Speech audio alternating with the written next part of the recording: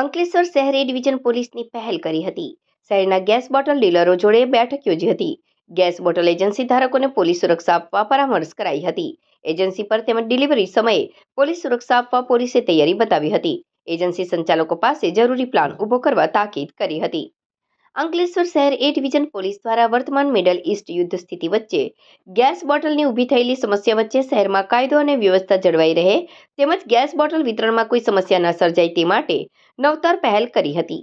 અંકલેશ્વરમાં gas bottle વિતરણ કરતી વિવિધ એજન્સીના સંચાલક અને અધિકારીઓ જોડે પોલીસ મથકે બેઠક યોજવામાં આવી હતી, જેમાં ગેસ બોટલ વિતરણ દરમિયાન ઘેરાવો થાય કે પછી એજન્સી ઓફિસ પર ગ્રાહકો જોડે ટકરાવ ન થાય તે માટે પોલીસ દ્વારા જરૂરી સુરક્ષા વ્યવસ્થા પૂરી પાડવા માટેની પહેલ કરાઈ હતી. શહેર પીઆઈ પીજી ચાવડાની અધ્યક્ષતામાં મળેલી બેઠકમાં એજન્સી સંચાલકો જોડે ચર્ચા કરી હતી તેમજ અનાજ વિતરણ કરતા સસ્તા ભાવના અનાજ વિતરણ સંચાલકો જોડે પણ ચર્ચા કરી હતી અને તેમને કોઈ સમસ્યા હોય તો પોલીસને જાણ કરવા તાકીદ કરી હતી.